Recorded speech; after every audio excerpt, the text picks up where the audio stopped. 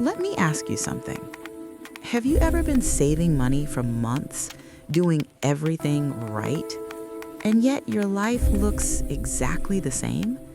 Same stress, same bills, same feeling that one bad week could wipe everything out. You look at your bank app and think, why does this feel so pointless? Here's the scary part. That feeling, it's not because you're bad with money. It's because saving money is invisible at first, and most people quit right before the moment everything changes. So, if you've ever felt like saving is a waste of effort or like money just refuses to work for you, subscribe right now. This channel breaks money down in a way schools, banks, and gurus never do. And if this video helps you even a little, tap the like button. It tells YouTube to show this to people who need it. All right, let's talk about why saving feels broken. My name is Lex Money, and I spend way too much time thinking about why people do the right financial things and still feel like they're losing. And today we're answering one question. Why does saving money feel useless until one specific moment? Because here's what most people don't realize. Saving money doesn't work in a straight line. It works in phases, and almost nobody explains that. Act 1, the frustration phase, why saving feels useless. Let's start with the phase everyone hates. You decide to get serious about money. You cut back, you skip things, you save $50, then $100, then $300, and nothing changes. Your rent doesn't feel cheaper, your job still stresses you out, you're still checking prices at the grocery store. So emotionally, your brain says, what's the point? Here's what most people don't realize. At low amounts, money doesn't solve problems, it just sits there.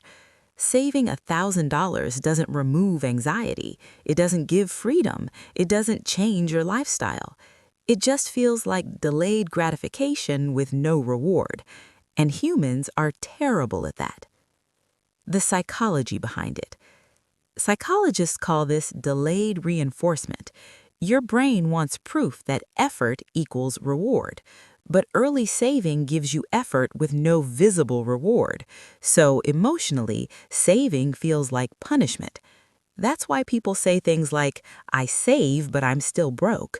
What's the point of $2,000? I might as well enjoy my money. And honestly, that reaction makes total sense. Act 2, the math nobody tells you.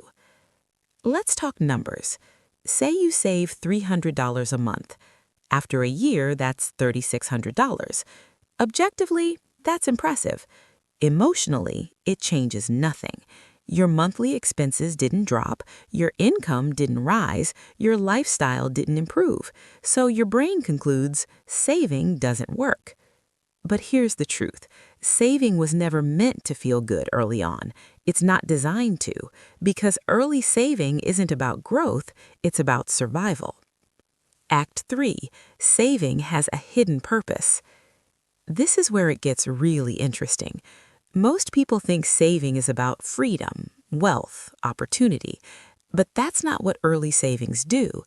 Early savings have one job: prevent financial reset. Every time you go back to zero, you restart the pain.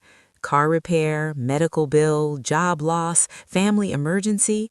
Each reset trains your brain to believe, I can't get ahead.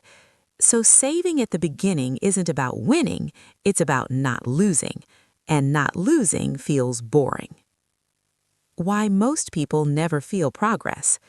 Here's the brutal cycle.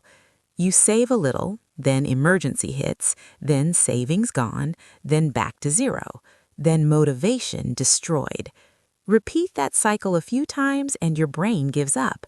That's why most people never reach the moment where saving feels powerful. They keep resetting before crossing the threshold. Moment everything changes. Now let's talk about the switch. There's a number where money stops feeling pointless. For most people, it's somewhere between $10,000 and $20,000, not because that number is magical, but because your relationship with money changes. Here's what happens. Emergencies stop wiping you out, you stop panicking over small expenses, you stop checking your balance daily. Decisions become calmer. Money stops being emotional, it becomes functional. And here's the wild part. Your behavior changes automatically.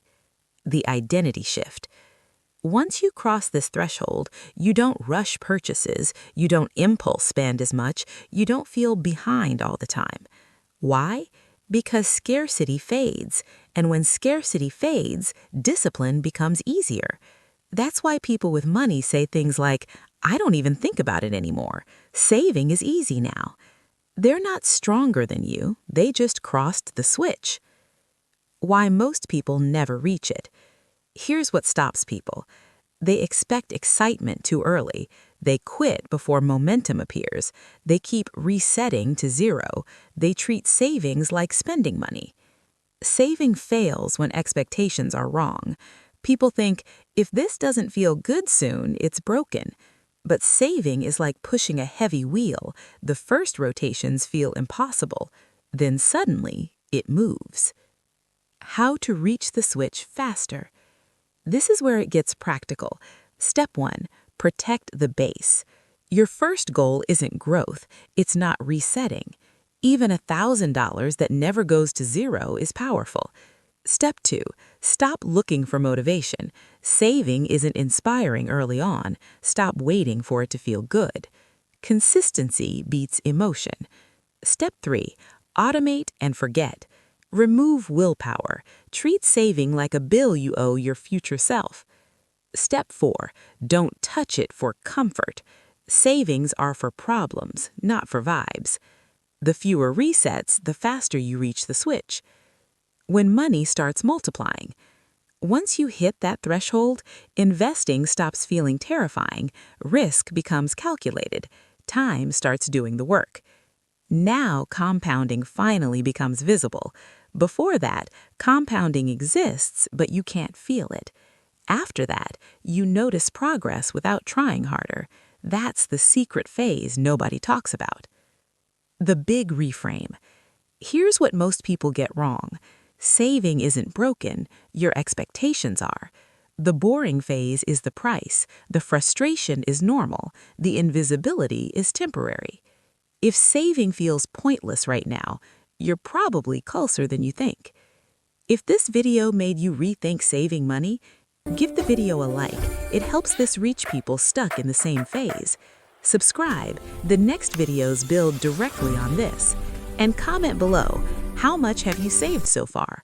No judgment, everyone starts somewhere. Remember, the moment saving feels powerful is the moment most people never reach. Don't quit before the switch.